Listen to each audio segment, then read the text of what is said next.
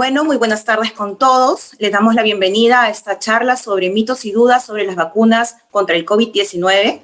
Yo soy Franca Vargas, del área de comunicaciones, y en esta oportunidad tenemos al doctor Raúl Yepes. Él es cirujano general MBA, labora en el Servicio de Emergencia y Cuidados Críticos Quirúrgicos del Hospital Nacional Almenara. Actualmente es director ejecutivo de Peruvian Clinical Research. También contamos con la presencia del doctor Jorge Serrano. Él es cirujano general, médico asistente del Servicio de Emergencia y Cuidados Críticos Quirúrgicos del Hospital Nacional Guillermo Almenara. Bienvenidos, doctor Yepes, bienvenidos, doctor Serrano. Muchísimas gracias por contar con ustedes el día de hoy. ¿Cómo está? Mucho gusto.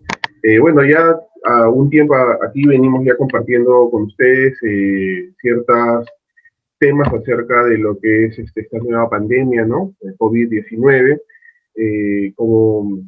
Como ya sabemos, es un tema de inquietud mundial, ya que viene generando estragos en la parte política, en la parte social, en la parte económica, en los diferentes continentes del mundo. Esto se trata de una nueva cepa de lo que es el SARS-CoV. Ya existen 4 subclases a nivel, que ya existían 4 clases conocidas, ¿no? Que son las causas de las gripes comunes que presentaban a lo largo de todos los años.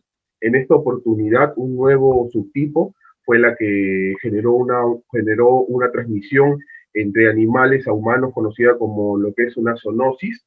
Esto produjo que el inicio de la pandemia, ¿no? Que fue aproximadamente a finalizar el año 2019, ¿no? En diciembre, el 30 de diciembre, que fue el primer caso reportado. Y aquí en Perú, el primer caso reportado fue el 6 de marzo del 2020, ¿verdad? Pero, ¿qué es el COVID-19? El COVID es un SARS-CoV-2, es un virus, ¿no? De gran tamaño, que tiene por particularidad tener una proteína específica. ¿Qué quiere decir? De que imaginémonos que tenemos una pelota de tenis y en la pelota de tenis incrustamos palitos de fósforo. Eso, la superficie de la pelota de tenis con los palitos de fósforo son proteínas. Cada palito es una proteína distinta. Hay una proteína específica, que es la proteína Spike, la proteína S, que es la encargada, como decir, es la llave para abrir cada célula del organismo e infectarla, ¿verdad? Es por eso que todas las investigaciones y la infectividad y la virulencia de este virus se basa preferentemente en este virus, en esta proteína. Es conocido ya y es de gran interés las diferentes variantes que vienen habiendo, las mutaciones bien conocidas, ¿no? Las mutaciones, la sudafricana, la mutación del Reino Unido, la mutación de Manaus de Brasil, que mucho se especula en las redes, en la televisión, de que pueden ser más agresivas, más letales. No es tanto así, eso no está demostrado. Lo que sí está demostrado es que tiene mayor riesgo de infectividad, o sea, que el paciente con una menor carga viral tiene más probabilidad de hacer una respuesta, producir la enfermedad, ¿verdad? Bueno, en esta oportunidad vamos a tocar en un inicio lo que es el tema de vacunas y posteriormente vamos en una segunda parte responder a algunas inquietudes que son bastante frecuentes en todos nosotros. Entonces, ¿cuántos tipos de vacunas son las que se han producido para la lucha contra esta pandemia? Son 3 tipos de vacunas. La que tiene una tecnología más desarrollada se podría conocer porque es si bien ya tiene aproximadamente desarrollando este tipo de vacunas por lo menos más de 10 años, es la vacuna tipo ARN mensajero. ¿Qué quiere decir? Tenemos un virus completo. El virus completo se le extrae una parte del contenido viral y una parte del material genético del virus, ¿no? Sobre la famosa proteína S que conocíamos y algunas otras partes del material genético. Esto lo que nos lleva es a inocular a un paciente, produciendo de que el material genético se ingrese a la célula del huésped pero solamente una parte del material genético. ¿Esto qué va a producir? Que las células de nuestro organismo empiecen a producir en su interior proteínas virales. No todo el virus, como en una enfermedad, solamente la parte del material genético que ha sido introducido. Entonces, esto va a generar de que haya las células van a presentar estas proteínas a las diferentes células de defensa del organismo, ¿no? Que son las células de respuesta inmune. Entonces, es aquí donde se va a producir dos tipos de respuesta. Una respuesta rápida, que es la respuesta celular, por eso es que las vacunas tipo ARN tienen una eficacia un poco superior al resto de vacunas, porque tienen una respuesta celular rápida, y la respuesta humoral, que es un poco más tardía, que es la producción de anticuerpos. Anticuerpos que van a atacar el virus en el momento y van a quedar de reserva o de memoria inmunológica. A esto se le conoce como transfección y no infección, porque estamos transfiriendo cierta parte del material genético, ¿verdad? Es importante conocer estas vacunas porque no pueden producir la enfermedad. El tipo de vacuna ARN no puede producir la enfermedad porque se inocula solamente una parte del material genético, más no todo el virus. Por lo tanto, puede ser usada por cualquier persona bajo cualquier problema de sistema inmune disminuido. ¿Cuáles son estas vacunas que están trabajando bajo esta tecnología? Tenemos dos, es Pfizer y la Moderna. La Pfizer es una vacuna de una compañía americana que tuvo una alianza con un laboratorio alemán para poder producir estas vacunas. Sus estudios se iniciaron en mayo del 2020, en la fase 1 y fase 2 que se realiza en seres humanos, y la fase 3 ya se realiza en población más grande, ¿no? En la fase 1 y la fase 2 en los estudios sirve para ver los efectos adversos que sean nocivos con continuar el estudio, ver la dosis que necesita esta vacuna para poder producir los anticuerpos y la inmunogenicidad, ver si es que realmente produce los anticuerpos. Entonces, en un inicio, Pfizer utilizó dos vacunas, la BNT162b1 y la B2. Se vio que la B2 producía menos efectos adversos, si bien la B1 producía efectos adversos leves, pero eran mayores en número que la B2. Por lo tanto, el estudio en fase 3 se continuó con la BNT162b2. La fase 3 comenzó en julio del 2020 con 43.000 voluntarios. Se vio que de estos 43.000 voluntarios, 170 casos, se confirmaron 170 casos COVID después en fase 3, de los cuales allá al abrir el estudio doble ciego, 162 pacientes recibieron placebo y 8 personas fueron vacunadas. ¿Cuántos realizaron síntomas graves por la inoculación de la vacuna? Solamente una persona que realizó urticaria, que se pudo controlar simplemente con corticoides. Se llega a tener en esta vacuna una eficacia de un 95% para prevenir la infección sintomática. ¿Esto qué quiere decir? Que la persona que acá hay dos términos bastante importantes que debemos conocer. ¿Qué es eficacia y qué es protección de una vacuna? La eficacia quiere decir posterior a la segunda dosis, 14 días posterior a la segunda dosis, ¿cuánto es el riesgo que disminuye de contraer la enfermedad? Eso es 95% frente a alguien que no se ha vacunado. Y protección mide, una vez que ha sido vacunado y han pasado las 2 semanas de la segunda dosis, ¿cuántas personas vacunadas pueden hacer la enfermedad? Y esta enfermedad es severa, que te puede llevar a intubación o a una unidad de cuidados intensivos. Y se vio que la protección de esta vacuna era de un 100%. Ninguno de los pacientes llegó a cuidados intensivos.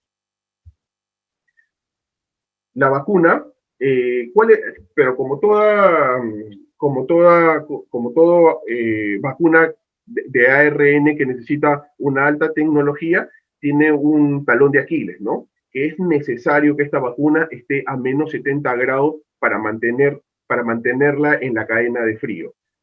bueno, si nosotros vemos la realidad del país, solamente en las grandes ciudades es que se va a poder tener esta vacuna, porque no va a poder ser, no, para ciudades más pequeñas o más alejadas, donde tengamos que mantener a menos 70 grados, va a ser poco probable que se pueda utilizar. ¿Cuántas dosis se debe recibir? 2. En el día 0 y 23 semanas después, que es el refuerzo.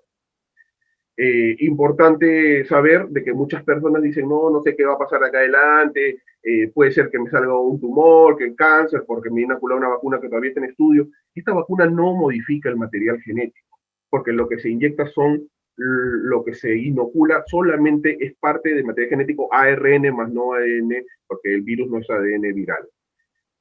Se comparó, algo importante también es que se comparó los anticuerpos en este estudio que hizo Pfizer, se comparó los anticuerpos de personas que habían tenido la enfermedad, que habían contraído el COVID, versus personas que habían sido inoculadas con la vacuna. Y se vio que la vacuna era ampliamente superior en calidad y en cantidad de anticuerpos. O sea, la vacuna es mejor inclusive que haber sido ya infectado por COVID para la protección a posteriori. Los efectos adversos se presentó en el 2.8% de los pacientes, fueron cefalea y fatiga en la mayoría, y bueno, un efecto adverso que fue urticaria, ¿no?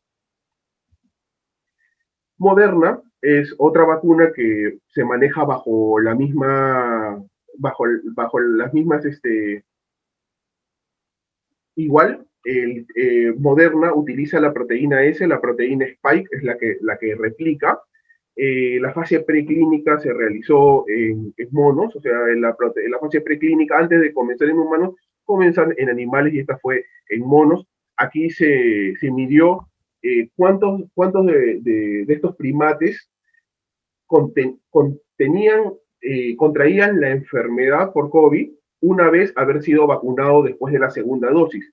Y se vio que no solamente no contraían la enfermedad, sino que al ser un estudio de PCR, que es el hisopado nasal que nos hacen, se vio de que estos primates no tenían carga viral en las vías respiratorias. Además, ninguno de los primates desarrolló la enfermedad. Por eso es que se continuó a fase 1 y fase 2, donde se vio de que las dosis necesarias para llegar a la protección era en el día 0 y aproximadamente entre 3 a 4 semanas. Se vio que esta vacuna era segura, los efectos fueron leves en su mayoría, tenía una buena respuesta inmunogénica. La fase 3 fue de un buen número de personas, se desarrolló en 30.000 personas en 99 centros de Estados Unidos, 99 centros médicos en Estados Unidos. Y algo muy importante de Moderna fue que incluyó dentro del estudio a personas con comorbilidades. No solamente incluyó a personas sanas que podían tener una buena respuesta del sistema inmune para enfrentar la enfermedad, sino que el 20% eran diabéticos, problemas respiratorios, hipertensos, obesos, y esto los incluyó en el estudio. Los resultados que se obtuvieron en el estudio fueron que 196 pacientes tuvieron COVID sintomáticos 14 días posterior a la segunda dosis. O sea, de todo el estudio que se realizó, solamente 196 personas desarrollaron la enfermedad sintomática después de haber recibido el tratamiento adecuado, ¿no? Que es las 2 dosis. Y se vio que 185 eran placebo y 11 de la vacuna. Estos 11 de la vacuna, la protección fue de un 100%. Vimos que la protección era el riesgo de hacer enfermedad severa en los vacunados posterior a las 2 semanas. En la protección, en estos 11, ninguno hizo una enfermedad que requiera una unidad de cuidados intensivos. Como añadidura a este estudio, que si bien no fue el fin del estudio, también se vio que 225 pacientes realizaron un COVID sintomático 14 días después de la primera dosis. O sea, y de estos 225, 214 fueron placebo y 11 vacunas. Esto quiere decir indirectamente porque no fue los resultados del estudio, de que a partir de los 14 días de la primera dosis, esta vacuna ya estaría generando una protección frente a la infección por COVID. La eficacia llegó a un 94%. Como podemos ver, las vacunas de ARN viral son las más eficaces. 95% Pfizer, 94% Moderna, si están muy cerca. La protección fue de un 30%, de un 100%, como le dije, y los casos graves, que fue una reacción alérgica, se produjo en el 0.6% de los pacientes, ¿no? 2 pacientes tuvieron una reacción igualito urticaria, la cual igual fue manejada con corticoides. Los efectos adversos más frecuentes, dolor local en la zona de afección en el deltoides, cefalea y escalofríos, que todos, todos estos pasaron pasadas las 24 a 48 horas. Ahora, un poco ya más antigua, un poco más conocida, son las vacunas de vectores virales. ¿Qué quiere decir esto? Que nosotros introducimos material genético del virus a una persona, ya no por una parte del virus, sino por un vector viral. O sea, introducimos virus, pero hay que tener en cuenta que los virus que se están inoculando a las personas son virus inactivados. Dos cosas distintas en virus, porque es algo que muchos se pregunta y tienen muchas dudas, y mucha gente yo he escuchado decir, no me voy a vacunar porque tengo tal enfermedad y voy a desarrollar la enfermedad. Los vectores virales de virus inactivados pasan por procedimientos bioquímicos y de calor para generar que el virus sea imposible que pueda desarrollar y replicarse en el organismo, versus los virus atenuados, que sí son virus, como decir que nosotros atontamos al virus y lo inoculamos. Este virus atenuado no puede ser inoculado en personas inmunocomprometidas, porque la persona sí podría llegar a desarrollar la enfermedad, ¿no? Ese es el caso de la vacuna de la polio oral y la inyectable, que es un caso muy, bueno, de muchos años que venimos realizando. Bueno, ¿cómo se realiza la creación de un vector viral? El vector viral es en base al virus se extrae parte del material genético, y este material genético mediante procesos químicos, se introduce dentro de dos vectores.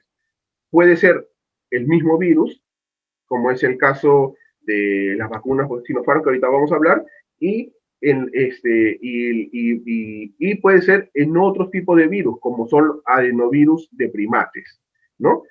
Entonces, en un virus diferente, en un adenovirus que puede producir una gripe común, se introduce parte del material genético del virus.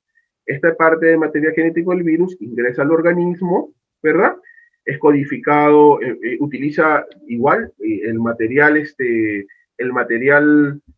del organismo para producir copias de la proteína a replicar, que en este caso es la proteína Spike, y posterior a esto produce anticuerpos. Si bien la tasa de efectividad de estas vacunas es un poco más baja, y esto, bueno, es un poco más baja, y esto se debe a que la respuesta celular inmediata no se produce en igual escala que el ARN, que las vacunas por ARN. Sin embargo, se ha visto inclusive que la respuesta humoral se mantiene más tiempo que las respuestas a lo que a los ARN, las vacunas por ARN. ¿Cuáles son este tipo de vacunas? Está la vacuna, la conocida como la vacuna rusa, la Sputnik, que el nombre real es la Gran-Cov-Vac. Esta utiliza dos vectores virales, son dos adenovirus de primates. El adenovirus 5, adenovirus 26, que bueno, ya son parte de nomenclatura científica. Estas vacunas se inoculan en el día 6 y en el día 26. Transportan el material genético, por eso se llaman vector de transportar, transportan el material genético para producir la proteína Spike, ¿verdad? Vienen en dos presentaciones, en presentación líquida y liofilizada. La líquida puede mantenerse a menos 18 grados y en la cadena de frío la liofilizada puede estar entre 2 y 8 grados. Esto ya se ajusta un poco más a nuestra realidad en el sentido de la que es periferia, ¿no? Para poder llevarlo a diferentes comunidades, a diferentes pueblos y ciudades alejadas de donde donde no podemos tener donde no podemos tener máquinas que nos puedan mantener a menos 70 grados. Para el estudio de Sputnik, fue un estudio randomizado, doble ciego, placebo control, es un estudio es un estudio totalmente controlado, ¿verdad? En el cual se realizó en 25 hospitales de Rusia en 19.000 pacientes de 18 años a 87 años. Fue de 3-1, esto quiere decir de que 3 pacientes se le inoculó la vacuna versus el placebo, o sea, el 75% se le inoculó la vacuna, y aquí podemos obtener los resultados. Esta vacuna es la que tiene mejor eficacia de las que no son ARN viral. La vacuna, de los vacunados, solamente 16 pacientes presentaron la enfermedad versus el placebo que fueron 64. De los 14.000 que fueron inoculados versus 4.838. O sea, el 0.1% de los pacientes desarrolló la enfermedad una vez habiendo sido vacunados versus 1.2 en los que recibieron placebo. Los casos graves fueron 0 y 20 fueron los casos reportados en los cuales 20 fueron los casos reportados en los que recibieron placebo. O sea, no solamente los pacientes que recibieron la vacuna los pacientes que recibieron la vacuna, los casos graves fueron 0 versus a los placebo que fueron 20, ¿no? Los que desarrollaron la enfermedad. La eficacia también fue de un 100%. La eficacia en la protección para casos graves fue de un 100%. Los efectos adversos... Una pequeña consulta que nos están haciendo por interno es que nos explique un poquito qué es el tema del placebo. El placebo. El placebo, en un trabajo de investigación, se dice a cierta sustancia que no tiene efectos ni positivos ni negativos para modificar la historia natural de la enfermedad.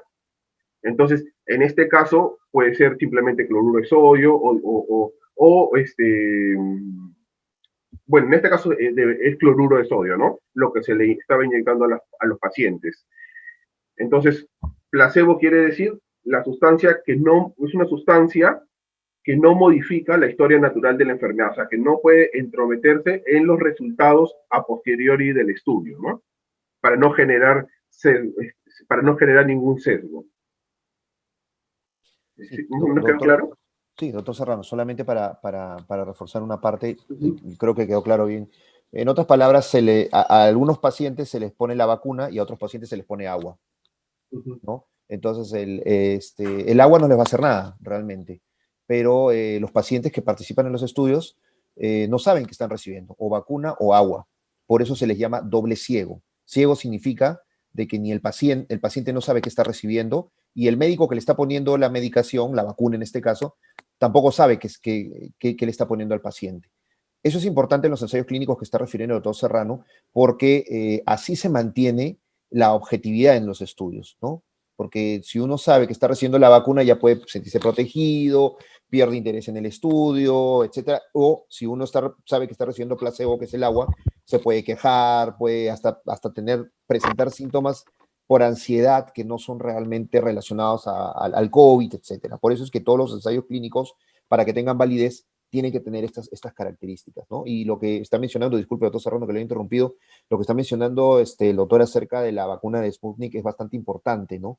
Importante, un punto bastante claro en esto, ¿no? Es que la eficacia es bastante alta y sobre todo que la cadena de frío, o sea, el medio de transporte desde que sale de Rusia hasta que llega a cada una de las personas que se va a inocular, todo ese medio de transporte es entre 2 a 8 grados centígrados. O sea, es bastante más accesible a otras vacunas que pueden ser muy efectivas, pero necesitamos pues menos 20, menos 70 grados centígrados, congeladoras, y de repente pueden estar pues 15 minutos fuera de la congeladora y ya perdieron su eficacia, ¿no?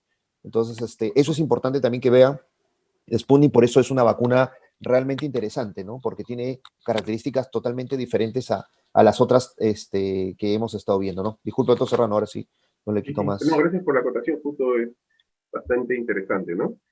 En lo que es Sputnik, los efectos adversos presentados, como la mayoría de las vacunas, cefalea, astenia, fueron leves en el 94% de los pacientes y severos ningún paciente. En el caso de Sputnik, no, ningún paciente en el estudio presentó casos severos. Bueno, la desventaja hasta cierto punto de este estudio fue que no incluyó embarazadas, no incluyó niños, ¿no?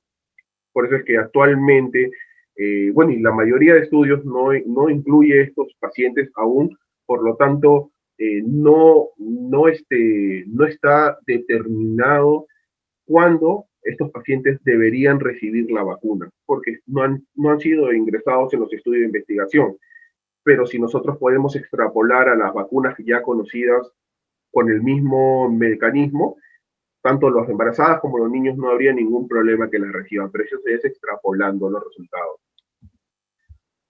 Otra vacuna que tiene el mismo, que tiene la misma tecnología es la de Oxford, la AstraZeneca, que es producida en el Reino Unido, igual, una vacuna tipo vector. Esta es de adenovirus de chimpancé. En la fase 3 fue de 30.000 pacientes, llegando a una efectividad entre un 62 a un 90%, y ajustando las bases de datos en los diferentes países que se realizó estos estudios en fase 3, se llegó que la efectividad era de un 70%, pero lo más importante es la protección de un 100%. Muchas veces nosotros estamos preocupados porque decimos, pero ¿por qué no me ponen? Porque no, yo voy a esperar a que venga Pfizer, que venga esta, que venga la otra, y porque tiene una efectividad de un 94% frente a un 70%. Mire, es bastante, tener una efectividad de un 70% en una vacuna es altísimo. Las vacunas normalmente que recibimos para adenovirus, para influenza, para H1N1, generalmente rondan entre un 40 a un 60% de efectividad, porque lo que se busca no es no enfermar, lo que se busca es no llegar al estado grave, a la muerte, y esto es lo que te da la protección. Esto es lo interesante de las vacunas, y la de Oxford es otra de las vacunas que nos genera una protección de un 100%. Y las últimas vacunas, que son las vacunas por virus inactivados, son las vacunas, las que Sinovac, la de Sinopharm. ¿Qué quiere decir esto? Que mediante procesos químicos y de calor, nosotros generamos que el virus pierda toda capacidad de poder replicarse en el interior de cualquier célula del organismo. Por lo tanto, todos los pacientes pueden recibir esta vacuna. No importa que sea un paciente inmunocomprometido, que tenga lupus, que tenga VIH, que sea embarazada, que tenga problemas renales. Nada de esto contraindica la inoculación de la vacuna, porque el virus no puede replicarse. Ya ha sido modificado mediante procesos ya en laboratorios, ¿no? Muy específicos.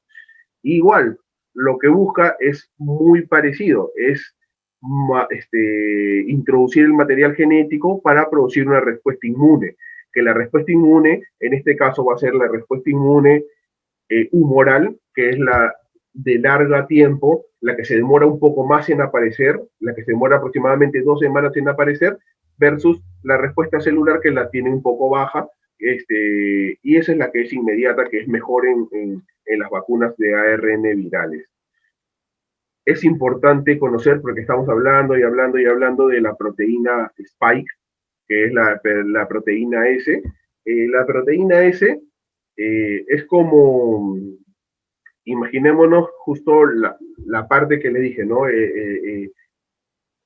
Como aquí tenemos esta imagen, la proteína Spike es una parte del virus, pero es una parte del virus que tiene miles de aminoácidos, o sea, miles de partes, miles de ladrillos para formar una pared. La proteína Spike es una pared.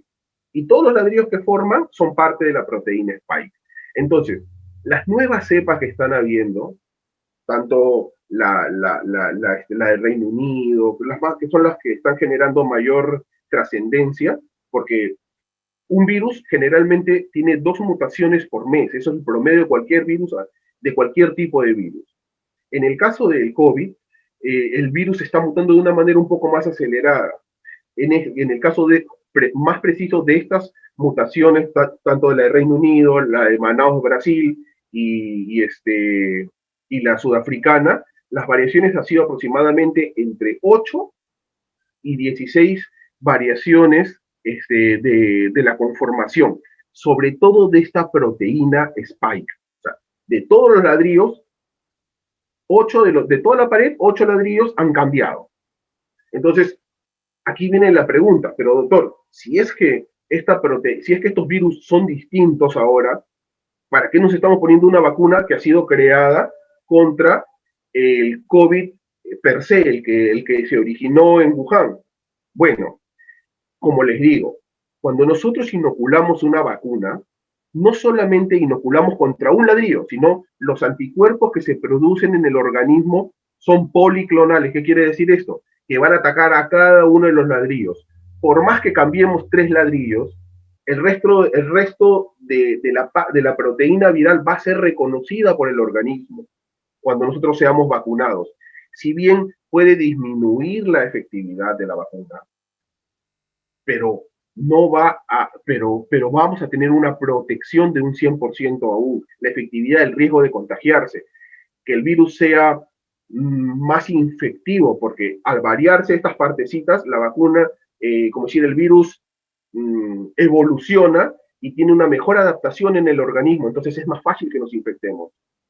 Pero no decir que sea más fácil que nos infectemos a desarrollar una enfermedad, o que sea más fácil que nos infectemos, no quiere decir de que las vacunas que están siendo creadas ahora no van a servir para las nuevas cepas que están apareciendo. Sí, no es algo que esté determinado, pero los expertos a nivel mundial ven muy poco probable que ocurra este caso en el cual haya una gran variación en la conformación de estas proteínas, que las vacunas sean totalmente inservibles.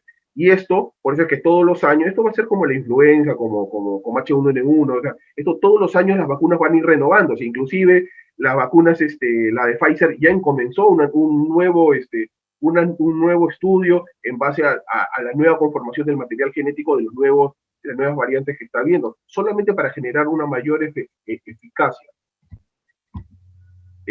Dentro de estas vacunas, como les dije, tenemos Coronavac, del laboratorio Sinovac en Beijing, en China, en base a virus inactivados, ¿no? Como ya conocemos virus inactivados como virus de la hepatitis A, de polio inyectable, de gripe aviar. El estudio en fase 1 se inició el 25 de abril en 144 pacientes y fase 2 el 3 de mayo en 600. Aquí se vio la dosis necesaria, la seguridad. Las personas del estudio en fase 1 y fase 2 fueron entre 18 a 54 años. Se vio que era una vacuna segura y que los efectos adversos eran leves: dolor local, fiebre, diarrea y un caso grave de urticaria. La fase 3 ya fue más amplia, en 14.000 pacientes, llegando a una eficacia de un 50.38%. Miren, a pesar de que bajo, o sea, ¿qué quiere decir con Coronavac? Quiere decir de que el riesgo de infectarte poniéndote la vacuna casi es 50%, pero no, como dijimos, o sea, no importa tanto el riesgo a no infectarte. El riesgo lo importante es el riesgo a no morir, el riesgo a generar casos graves. Y se vio que el 100% de los pacientes que desarrollaron la enfermedad con esta vacuna, ninguno llegó a ser un caso grave. La dosis se da en el día 0 y 2 semanas después, y se puede refrigerar entre 2 y 8 grados. Y por último, hay muchas vacunas que se vienen experimentando, ¿no? Pero les estoy presentando las más representativas del momento. Y dentro de esto, la que nosotros estamos utilizando en este momento, Sinopharm, es de un laboratorio chino, es en base a virus igual inactivados, o sea, no puede producir la enfermedad. La fase 1 y la fase 2 se inició en 144 y en 743 pacientes. Se vio que era una vacuna segura, que tenía buen potencial inmunogénico y que las dosis para producir estos efectos se deberían inocular en el día 0 y en el día 21. En la fase 3, recordemos que aquí en Perú la fase 3 fue en 13.000 pacientes. Sin embargo, nosotros aceptamos la vacuna no en base a nuestra fase 3, porque todavía continuaba el estudio cuando ya se había aceptado y ya se estaban trayendo el lote de vacunas, fue en base a lo visto en Emiratos Árabes. En Emiratos Árabes, en 30.000 pacientes, la eficacia llegó a un 86%, o sea, una eficacia realmente alta, nuevamente, en una vacuna. Y llegando a una eficacia, porque tanto fue en Emiratos Árabes y en otro, en Pakistán e inclusive en China, se hizo los estudios en base a esta vacuna, por lo tanto llegando a una eficacia global de un 79.3%. Y ojo, nuevamente, una protección del 100%, que es lo que buscamos, ¿no? Entonces, hasta aquí, ¿alguna pregunta acerca de cómo funcionan estas vacunas o tal vez alguna duda en base a las vacunas que he presentado para ya iniciar el tema de responder las preguntas más frecuentes que se presentan en el medio? Doctor Serrano, hay dos preguntas con respecto a vacunas. Preguntan, han vacunado a un amigo con Pfizer, sin embargo, en su país le han puesto en el registro que la protección dura solo 4 meses. ¿Esto es así? No, porque en ningún estudio, o sea, primero que las vacunas, inclusive en el mundo, pocas tienen 4 meses de haber sido inoculadas. La mayor inclusive tienen a partir hace 2 meses a 3 meses es que se ha iniciado las vacunaciones a nivel mundial. Por lo tanto, esto se llama estudio en fase 4. El estudio en fase 4 ya es la monitorización del medicamento, vacuna o cualquier fármaco que se inocule a una población. Entonces, recién nosotros vamos a ver cuál es el tiempo que se va a mantener los niveles de anticuerpos en el organismo. O sea, no podemos en este momento nosotros decir Pfizer va a durar 4 meses, Moderna dura 6, Sinopharm dura 1 mes. O sea, esto no está reportado en ninguna literatura, más aún que sea sustentado por la Organización Mundial de la Salud, ¿no? Gracias, doctor. Hay otra pregunta más. En África no están usando la vacuna porque dicen que no tiene eficacia. ¿Es cierto esto? No. En África se paró un tiempo el uso de la vacuna cuando apareció la cepa sudafricana. Pero una vez estudiado el material genético, una vez estudiado y codificado el material genético de esta nueva cepa, se vio que las variaciones en la variante sudafricana eran 8. 8 variaciones tiene la variante sudafricana, de las cuales 3 están en la proteína spike. Solo 3 variaciones de una cadena de aminoácidos de más de 800 bloques. Solamente 3 puntos tuvieron variación. Por lo tanto, si bien en esta variante disminuye la eficacia de las vacunas, no determina la abolición de la eficacia. Puede ser de que, no sé, si bien era antes un 80% en Sinopharm, ahora puede ser de que baje a 5 puntos nada más, pero aún continúan siendo vacunas que siguen siendo usadas. Actualmente ya se reinició el tema de vacunación en Sudáfrica. Fue un tema más sociopolítico porque realmente ningún organismo de salud intervino para poder parar lo que era el tema de vacunación. Gracias, doctor. Hay una pregunta más. ¿Qué farmacéuticas han iniciado sus pruebas en menores de edad? Tengo conocimiento que Pfizer es una de ellas, pero sus condiciones de almacenamiento a la realidad peruana es muy complicado. Las dos que iniciaron en menores de edad fueron Pfizer y Moderna, pero es bastante complicado. El resto ha incluido pacientes con comorbilidades, pero aún no han incluido ni niños, y en muchas de ellas no incluyen embarazadas. pero Pfizer y Moderna sí están ya tomando menores, inclusive pacientes a partir de los 2 años de edad y pacientes hasta los 85, hasta 90 años es la de Moderna. Perfecto, doctor. Y una última pregunta con respecto al tema de vacunas. ¿Las eficacias de la vacuna pueden variar de acuerdo a la etnia? Tal vez en la población árabe u oriental sería diferente a personas caucásicas o latinos. Bueno, sí, como podemos ver, o sea, como vemos, por ejemplo, a ver, ¿no? Como pudimos ver, por ejemplo, en lo que fue Emiratos Árabes, la eficacia de la vacuna fue de un 86%. Aquí en Perú se determinó que la eficacia para Sinopharm fue de un 79.3%. Claro, esto es bastante probable, no es comprobado, pero bastante probable que se deba a las diferencias entre en lo que es las diferentes etnias, ¿no? Porque todos no tenemos la misma conformación genética. Si bien es sumamente igual, parecida, pero hay cosas que se van modificando. Sí. Listo. ¿Saben alguna? Disculpe, quería hacer una pequeña acotación complementando la respuesta del doctor Serrano.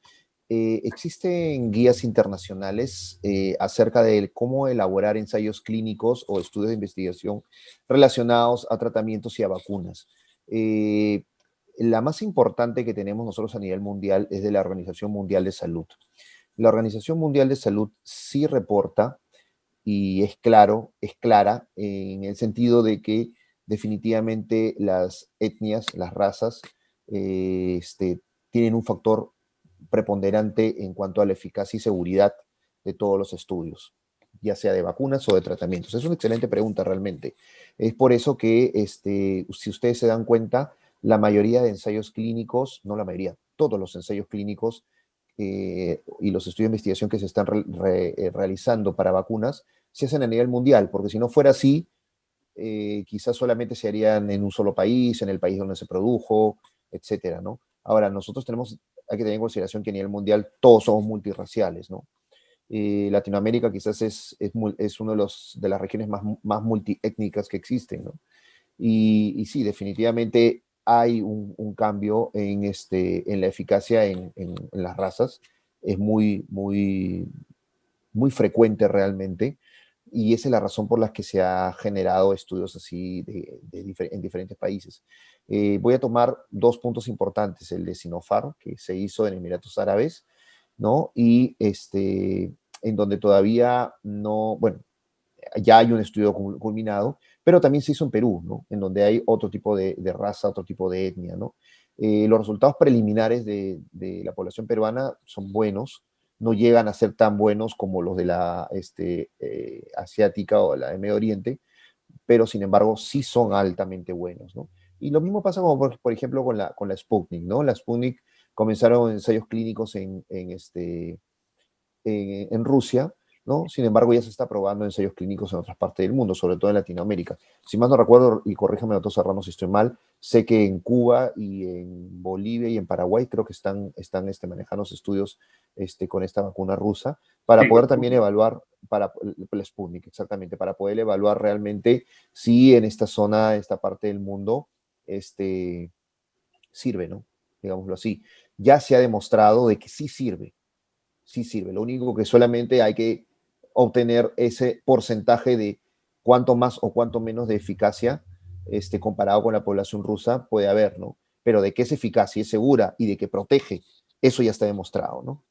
Es que justo como decía usted, doctor, el tema de que se empezó a hacer estudios de fase 3 en estos países que refiere, se debe a que en Latinoamérica tenemos que ser conscientes, o sea, nosotros como país latinoamericano no contamos de una manera desigual el tema de la tecnología en las diferentes regiones del país, al igual que en estos países. Y es brillante lo que nos da esta vacuna Sputnik, ¿no? La rusa, porque a pesar de ser una vacuna en base a adenovirus, tiene una eficacia muy alta, que casi se asemeja a las vacunas de ARN viral, por un lado, y dos, y para mí lo más importante, más que su eficacia, es que puede ser transportada en nuestro medio, en nuestra realidad. O sea, son vacunas que se pueden almacenar entre 2 a 8 grados en la fase, y en la fase líquida a -8 grados. O sea, eso se puede llevar en un termostato, en un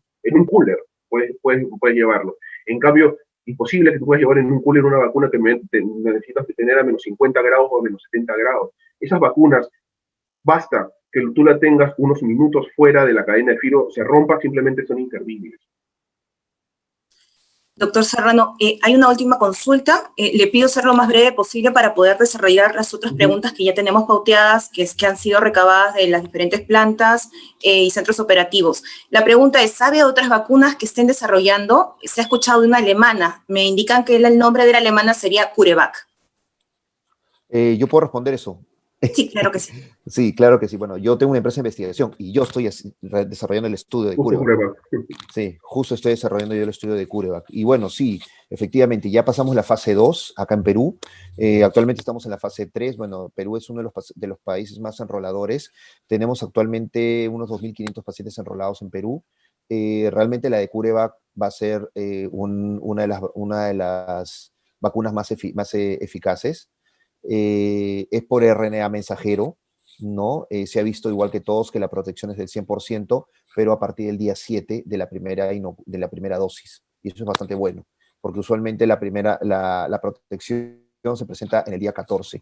Como bien lo mencionó el doctor Serrano, y lo refuerzo, ¿no? Porque es importante esto. Protección no significa que el virus no entre al cuerpo. Protección significa que cuando el virus entra al cuerpo, no produzca un daño importante. O no produzca síntomas, o produzca síntomas muy leves. Y eso es importante, eso es lo más importante de la vacuna ahorita, o sea, la protección, ¿no? Y bueno, sí tiene un 100% de protección y estamos probablemente hablando que tenga un 97% de eficacia, ¿no? Así que bueno, yo tengo mucha fe con esa vacuna, la CureVac, ¿no? Lo estamos llevando ahora en la empresa, ¿no? Y es muy, muy, muy buena, ¿no? Listo, doctor Yepes, le agradezco muchísimo por su respuesta. Yo creo que ya podemos iniciar el tema de las preguntas pauteadas para poder ir desarrollando y resolviendo algunas de las preguntas que ya tenemos en el chat, que inclusive las tenemos en este cuestionario. Bueno, tenemos bastantes preguntas acá, bastante interesantes para resolver. Primero comenzamos con ¿quién debe vacunarse primero? Bueno, ¿quién debe vacunarse primero? Eso ya el MINSA ya lo ha detallado en las diferentes fases, fase 1, fase 2 y fase 3, en la cual primero son todo el personal sanitario, todas las personas que están expuestas directamente a lo que es el virus de una manera. El problema aquí es la alta carga viral a la cual está expuesto el personal sanitario. Es diferente que uno se contagie en un hospital a que se contagie, no sé, en una reunión amical, en casa, en el mercado. Es bastante distinto. Podemos ver inclusive en esta nueva ola que la cantidad de médicos afectados y que necesitan cuidados intensivos está siendo mucho mayor, ¿no? Las razones se desconocen, puede ser inclusive cansancio ya propio de tanto tiempo llevando lo mismo, mayor infectividad de las nuevas variaciones que están habiendo, ¿no? En segundo punto, se van a vacunar las personas con factores de riesgo, obesos, cardiópatas, adultos mayores, personas con problemas autoinmunes, y en un tercer grupo, las personas entre 18 a 60 años, ¿no? Que son el grupo que tiene una letalidad del virus cercana a 0.9%. Nosotros el virus en total tiene una letalidad del 3.6%, pero si lo vemos en general, cuando nosotros lo vemos en estratos poblacionales, podemos ver que este grupo es del 0.9%, frente casi a un 13% en personas mayores de 65 años, más aún si tienen comorbilidades. ¿Quién no debe vacunarse? Nadie, todos deben vacunarse. Solamente alguna persona que haya tenido una reacción alérgica a algún medicamento, en la primera dosis de la vacuna, esa persona no debería recibir la segunda dosis, ¿no? Una reacción anafiláctica y ese tipo. Pero después, personas inmunocomprometidas, personas con problemas renales, problemas de obesidad, personas que hayan ya tenido COVID, todos deben vacunarse. Me atrevería a decir que gestantes, porque eso ya se ha visto en otro tipo de vacunas que tienen que tienen la misma tecnología, se podía realizar. inclusive en niños. Nosotros utilizamos la polio para niños y los niños no tienen no tienen efectos adversos. Bueno, o son muy leves, ¿no? ¿Qué pasa con las embarazadas y las puérperas? Como dije, no hay nada definido, pocos estudios son los que actualmente vienen realizándose como de Moderna y de Pfizer, en las cuales me imagino que en los próximos meses tendrán ya un estándar definido para estas personas, ¿no? Sin embargo, si una paciente actualmente en el esquema de vacunación sí están incluidos, o sea, las puérperas y los embarazadas sí se van a vacunar, sí se están vacunando. ¿Qué pasa si ya tuve COVID? Esa es una pregunta bastante importante. Primero, que hemos visto que en los estudios de fase 3 se vio que la cantidad de anticuerpos era sumamente superior en personas vacunadas frente a personas infectadas. Por lo tanto, persona que ya tuvo COVID sí tiene que vacunarse. ¿Cuándo? Posterior, mínimo 2 semanas posterior a haber sido dado de alta médica, ¿no? Para que sobre todo para que no se confunda los efectos de la enfermedad del virus con la inoculación de la vacuna. ¿Puedo usar 2 vacunas distintas? No se sabe. No hay ningún estudio en el cual actualmente se determine la inoculación de 2 vacunas distintas, ¿verdad? Eso imagino que más adelante lo sabremos. No podría dar una respuesta en este momento. ¿Cuándo debo consultar al médico después de vacunarme? Si es que dolor va a haber, malestar va a haber. Acá está justo el doctor Yepes y mi persona que ya nos hemos vacunado. El doctor Yepes, ¿tuvo algún síntoma usted? No, la verdad que no. Yo la verdad pensé que iba a haber algo, pero no sentí absolutamente nada. Y por ejemplo, en mi caso fue un poco de malestar corporal que con un naproxeno fue más que suficiente, ¿no? Entonces, no hay que tener miedo a vacunarse. No nos vamos ya han pasado 3 semanas y bueno, no ha habido variaciones, no nos hemos convertido en nada, no hay que tener miedo. Bueno, el otro día empezó un poquito feíto, pero más que eso, más feíto de lo normal. La barriga me creció un poquito, pero bueno. Entonces, ¿puede la vacuna enfermarme de COVID? No, rotundamente no, porque el tipo de tecnología que se utiliza de ARN viral, imposible. Por vectores virales, por adenovirus, solamente introducen parte del material genético.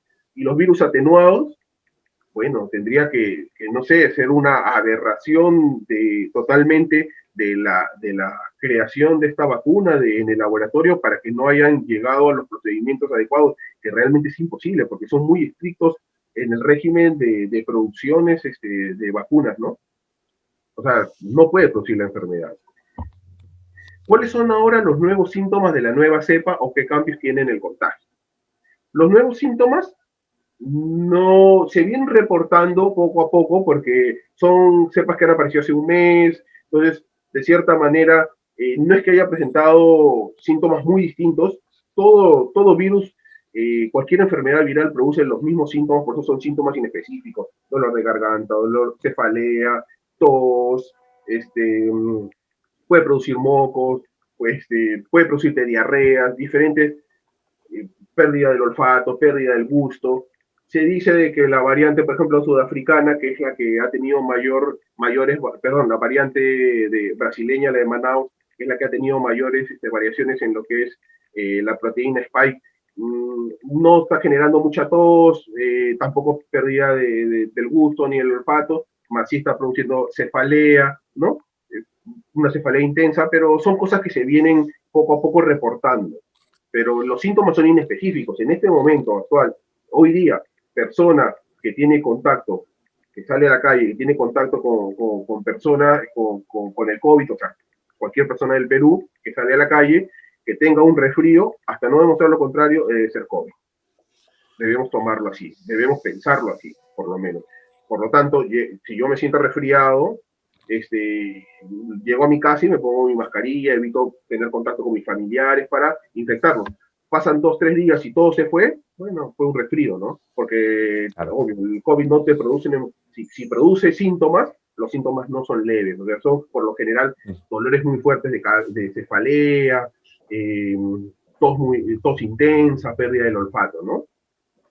¿Cómo actúa en nuestro organismo la vacuna que hemos recibido? Ya justo les dije, ¿no? Los diferentes mecanismos, los diferentes mecanismos de producción de anticuerpos, de una respuesta, un inicio celular que es la respuesta rápida, ¿no? Y una respuesta humoral que es la producción de anticuerpos, que van a ser los famosos IgM, IgG, que van a ser para respuesta inmediata a las 2 semanas, y los otros anticuerpos que van a ser en el tiempo, ¿no? Que son los IgG. Es cierto que las vacunas tienen efectos adversos mortales, no se ha reportado ningún efecto mortal. Inclusive aquí en Perú se reportó un caso de un paciente en el ensayo clínico que fue, que fue un Guillain-Barré, ¿no? Y inclusive ese paciente después, por problemas mediáticos que realmente no debió salir del estudio, se determinó que ese paciente había recibido placebo. El Guillain-Barré es una enfermedad que se puede, que tiene una tasa de aparición muy baja, pero siempre va a haber. O sea, con vacuna o sin vacuna, en algún momento van a producirse ciertos efectos adversos que no tienen que ser atribuidos siempre a la vacuna. ¿La vacuna rusa es la más efectiva? No. La más efectiva son Moderna y Pfizer. Pero en nuestro medio yo creo que es de lo mejorcito que podemos aspirar debido a la realidad, sobre todo lo que es la cadena de frío. Si ya tuve COVID, ¿debo vacunarme? Sí, como les dije, ¿no? Sí se debe vacunar aproximadamente 2 semanas después del alta médica. ¿Después de qué tiempo de vacunado se puede afirmar que ya estás protegido? Después de la primera dosis, es a partir de la segunda dosis. Todos los estudios en base a vacunas que se han realizado son, después de la segunda dosis, 14 días, y recién ahí es cuando uno puede decir que está protegido. Ahí es cuando se ha hecho el punto de corte para medir anticuerpos, para medir a partir de ahí cuántos pacientes se infectaron, cuántos no. Entonces es 2 semanas después de la segunda vacuna.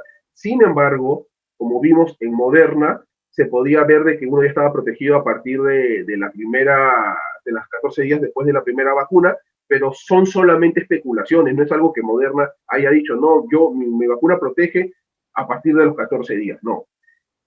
En el caso de Johnson y Johnson, que solamente es en una sola dosis, es así, a partir de la tercera semana se puede decir de que uno ya está protegido. ¿Cuál es la periodicidad de la vacuna? No se sabe. Como toda vacuna, lo más probable es que sea anual. Pero esto se va a ir viendo en el tiempo. O sea, nosotros de aquí a 6 meses vamos a ver cuánto fue la tasa de disminución, si apareció un nuevo brote del virus, o si es que todo continuó bien en base a las vacunas. Algo bastante aliciente que podemos ver es Israel, ¿no? Israel ya se vacunó más del 60% de su población y se puede ver que la tasa de infecciones y muertes intrahospitalarias ha descendido de una manera muy llamativa, muy sostenida, ¿no? Entonces, podemos ver que las vacunas están respondiendo a esta pandemia, ¿no? En estos lugares donde ya se ha ido, donde ya está efectivizada.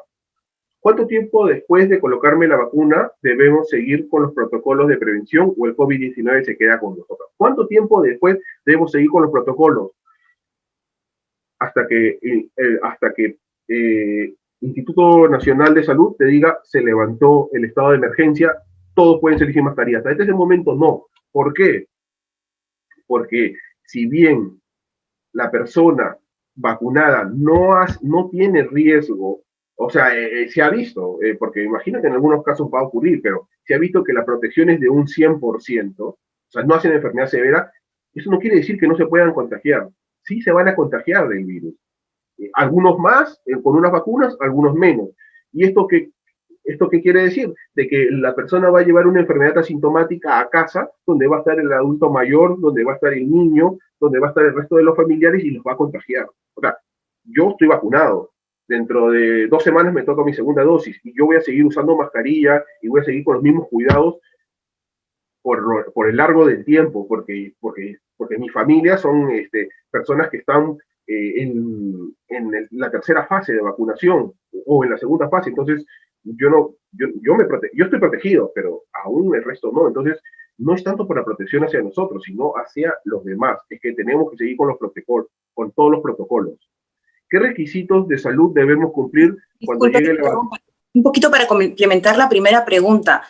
Después de la primera apuesta, ¿se podría afirmar que uno está ya inmunizado o es a partir de la segunda? No, como repito, todos los estudios se han hecho en base a la segunda dosis 14 días después. Yo ahorita, en este momento, yo ya estoy cursando casi mi segunda semana de haber sido vacunado. Yo no puedo decir que estoy inmunizado. Obviamente que mi organismo ya empezó a hacer una respuesta celular, una respuesta humoral, pero la cantidad de anticuerpos, la calidad de anticuerpos no es la óptima para combatir en este momento. Eso es una respuesta fisiológica propia del organismo, que así se aplique la vacuna que tenga 100% de efectividad, 100% de protección, va a ocurrir. O sea, el tiempo que se demora el organismo en producir anticuerpos es un tiempo generalmente ya determinado, que es por lo menos 2 semanas después de la segunda, 2 semanas después de haber sido sometido a una buena carga de este material que estamos inoculando, ¿no?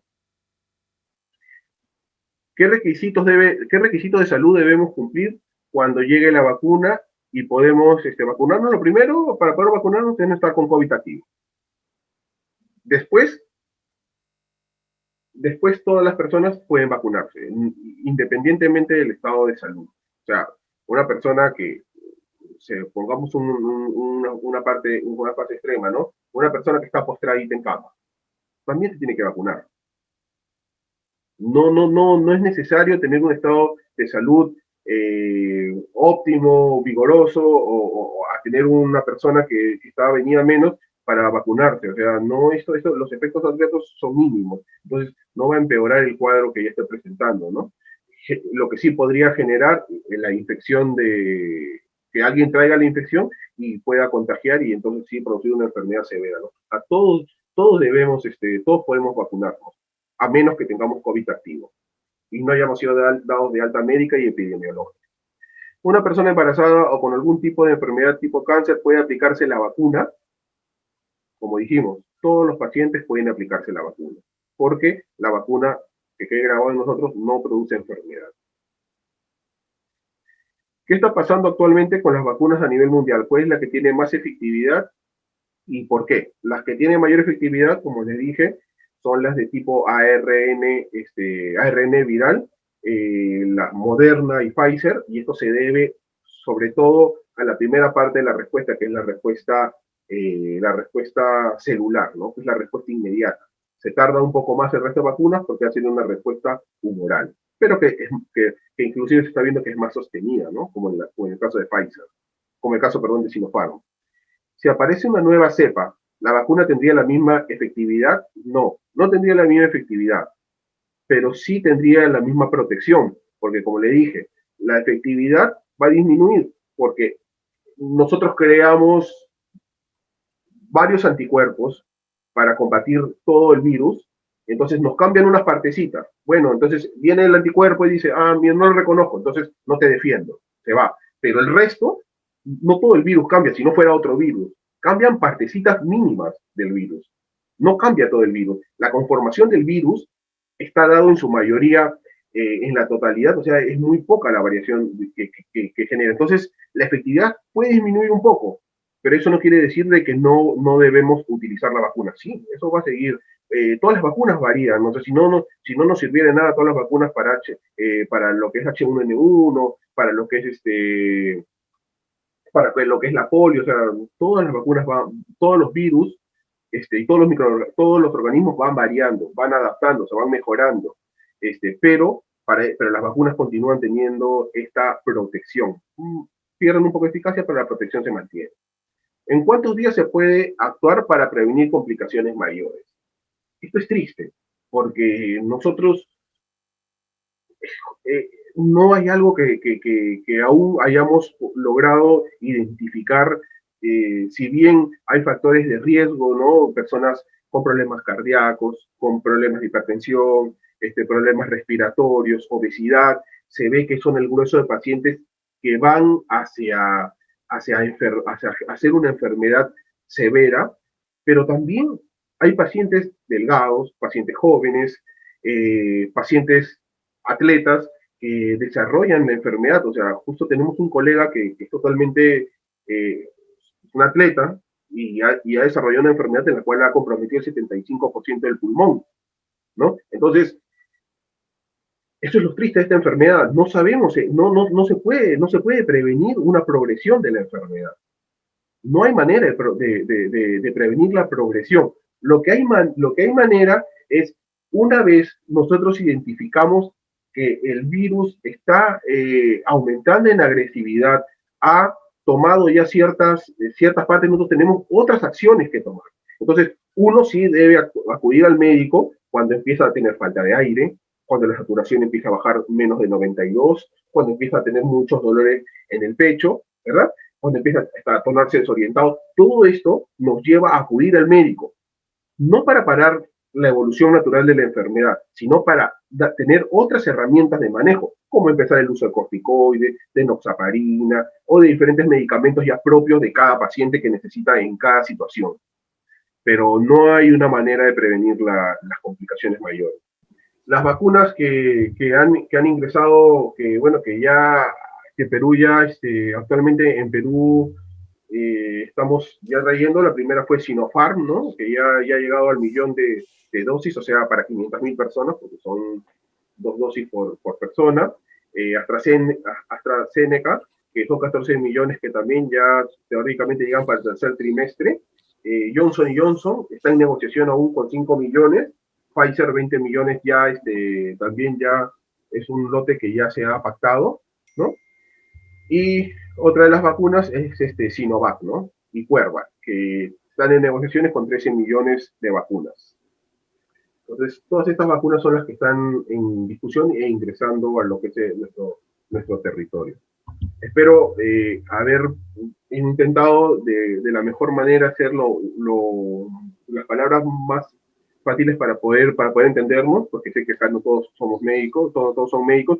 Entonces, si queda alguna duda, bueno, aquí estoy, ¿no? Para responderlos. Sí. Un poco, muchas gracias, doctor Serrano, ¿no? Un poco, ahorita lo que acaba de mencionar el doctor Serrano de la cantidad de vacunas que existen, ¿no? O sea, sí, o sea, hay vacunas que quizás tengan una eficacia, ojo, hay algo también importante que hay que mencionar acá. Una cosa es eficacia y otra cosa es efectividad, ¿no? Aquí lo que nosotros tenemos que valorar es la eficacia, ¿ok? Y la eficacia de las vacunas, bueno, se ha visto que las de RNA son mucho más eficaces, sin embargo es más complicado, ¿no? O sea, vamos a poner el supuesto hipotético de que lleguen vacunas de RNA, pues no sé, la de CureVac, la nueva, o la de Pfizer, para ISM, ¿no? El transportarlos a provincia es bastante complejo porque hay que transportarlos en una cadena de frío totalmente hermética, ¿no? Y eso logísticamente es bien complejo, ¿no? Es bien complejo, ¿no? Y a Dios gracias han aparecido otras alternativas, como la rusa, ¿no? La Sputnik, que definitivamente pues de 2 a 8 grados centígrados es, como bien lo mencionó el otro Serrano, en un cooler basta y sobra, y eso es realmente importante, sobre todo porque ahorita lo que nosotros estamos, nuestro objetivo en este primer semestre del año es vacunar la mayor cantidad de gente posible, ¿no? Pero vacunar con una vacuna que sirva, ¿no? ¿De qué nos va a servir una non plus ultra que se pierda, se rompa la cadena de frío y no sirva para nada, ¿no? Eso es también importante, ¿no? Bueno, no sé si tienen alguna pregunta más, duda más, ¿no? Si tienen alguna otra consulta, por favor, por el chat y yo se las comunico al doctor. Les doy 2 minutos para poder hacerlo. Muchísimas gracias.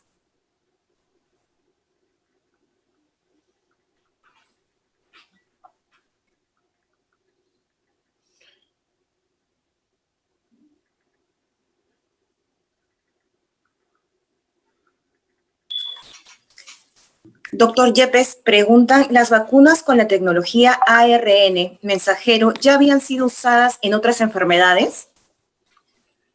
Sí, claro que sí, en varias enfermedades. Las de ARN mensajero no son algo de una tecnología nueva para el SARS-CoV-2. Es más, se comenzaron a usar en virus similares al COVID, ¿no? Bueno, realmente se comenzaron a usar con los coronavirus. Ustedes saben que el COVID es un tipo de coronavirus. Por ejemplo, lo que se usa más de vacunas RNA mensajeros son contra la influenza, ¿no?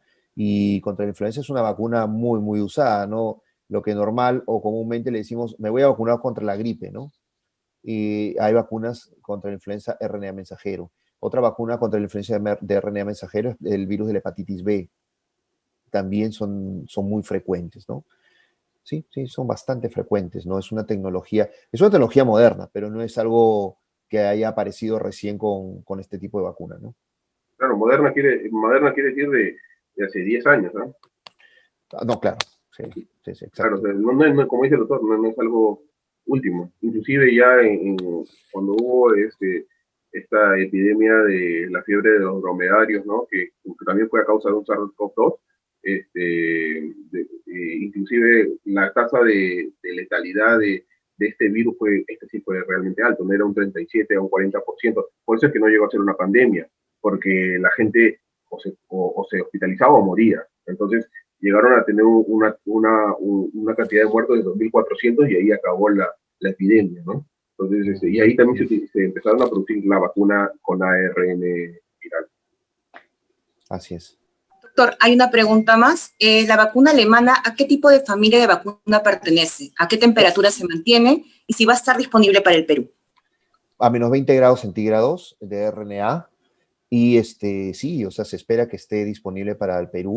Nosotros estamos viendo la posibilidad, se hace, la idea de hacer este estudio a nivel latinoamericano es que Perú participe y sea, pues, uno de los primeros países que recibe esta vacuna. Va a estar $8, imagínense. Es muy barata la vacuna, ¿no? Pero todavía estamos en estudio fase 3. Estamos hablando de que probablemente los estudios estén acabando, estén listos para ser publicados en mayo de este año. Así que calculando con la producción, en julio, a partir de julio ya podrá estar de repente lista para el Perú, ¿no? Pero bueno, lo bueno que tenemos nosotros de CureVac es que el jefe o el director mundial del área de vacunas de CureVac de COVID es un peruano. Él es un médico peruano, se llama Luis Ríos Nogales, y bueno, definitivamente el hecho de que el director mundial sea un peruano nos da a nosotros una ventaja, ¿no?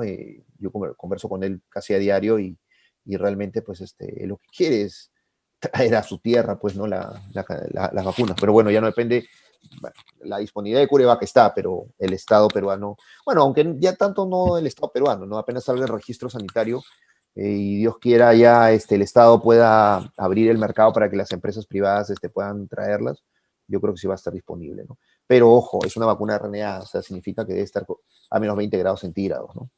Doctor, sobre lo que va diciendo, ¿qué criterios está teniendo el Estado peruano para la compra de las vacunas? ¿Tiene alcance de esto? La verdad de las cosas es de que yo participé en un foro hace unos días de Digemit acerca de la posibilidad de que las empresas privadas puedan traer vacunas. Existe una ley antigua, ¿ya? La ley menciona de que uno puede traer vacunas o tratamientos preventivos para su personal, pero no para la venta. O sea, se podría traer para el personal, ¿no? O para gente o comunidades que están allegadas, ¿no? Ojo, eso no significa familiares, hay que tener mucho cuidado con eso, ¿no? Porque eso sí es un tema legal que yo creo que se debería discutir con tranquilidad, porque el hecho de traer familiares, de repente la eficacia no es tan buena o pasa algo y puede meterse la empresa en un problema legal. Bueno, a lo que voy es, no hay todavía, existe la ley, pero no hay un manual de procedimientos de cómo se va a manejar esto, porque, o sea, ya, es muy fácil que digan, sí, vamos a traer la vacuna, pero que, o sea, ¿quién va a vacunar? ¿La misma empresa? ¿Se va a afiliar a Unipres? que es una empresa prestadora de servicios de salud, dónde se va a mantener refrigerada la vacuna, quién va a hacerse cargo de la cadena de frío desde que sale de origen hasta que llega a la empresa, se van a vacunar en la misma empresa o de repente la empresa tiene que tener alguna alianza estratégica con alguna clínica, no sé, para poder vacunarse. O sea, toda esa información logística todavía no se sabe, ¿no? Y es lo que le preguntamos al director de Digemit y no sabía porque claramente nos dijo de que todavía el ministro de Salud no había tocado ese tema, ¿no? Entonces, no lo sé. En caso que vacunen a una persona con una vacuna, podría ser la Sinopharm, y la segunda dosis podría ser de otro laboratorio. Me preguntan también, ¿estas nuevas vacunas contra el SARS-CoV-2 podrían servir contra otros tipos de coronavirus como modificaciones? ¿Es como el MERS o nuevos coronavirus? Justo estaba leyendo esa pregunta, bastante interesante la pregunta de Igor. Sí, claro, o sea, todas las familias de coronavirus tienen muchas partes del virus bastante similares, ¿no? Es por eso que no es para nosotros, en el ámbito médico, no es poco inusual que los niños tengan una letalidad y no desarrollen enfermedad, una letalidad de un 0.02% y no desarrollen enfermedad la mayoría de ellos. Muy pocos casos reportados de enfermedades severas en niños, muy pocos. Y esto no se debe a que el niño tenga un sistema inmune muy desarrollado. Los niños van desarrollando el sistema inmune hasta aproximadamente los 5 o 6 años que terminan de desarrollar. Sin embargo, los virus por SARS-CoV-2, o sea, los virus por coronavirus, familia coronavirus, ya existen 4 tipos: alfa, delta, gamma y beta, que son ya virus bastante conocidos. Y justo son los que producen enfermedades en niños. Entonces, ellos ya tienen ellos ya tienen como si una vacuna innata, habiéndose ya enfermado repetidas oportunidades con estos virus. Es por eso que lo mismo, con las vacunas que se están inoculando, de cierta manera hay protección contra la familia coronavirus. Sí produce una enfermedad. Claro, obviamente que la sensibilidad puede ser muy poca, muy baja, pero de que produce una reacción cruzada, sí produce. Y produce una protección. Ya para ir cerrando esta interesante charla, que realmente tendríamos para horas, hay una última pregunta. Es una persona que ha tenido un accidente cerebrovascular. ¿Cuál vacuna le recomendaría? Cualquiera. Sí, cualquiera. No tiene ninguna relación. No tiene, como le dije, o sea, las vacunas no tienen ninguna contraindicación ninguna. Excepto que hayas tenido una reacción adversa a la primera dosis o estés con COVID. Perfecto, doctor Serrano, doctor Yepes, muy agradecidos por toda su explicación. Agradecemos también la presencia de todos nuestros trabajadores del sistema ISM y sus familias. Espero que haya sido de utilidad esta charla. En realidad ese fue el fin. Que tengan buenas noches. Cuídense mucho. Muchas gracias por la oportunidad. Hasta luego. Hasta luego.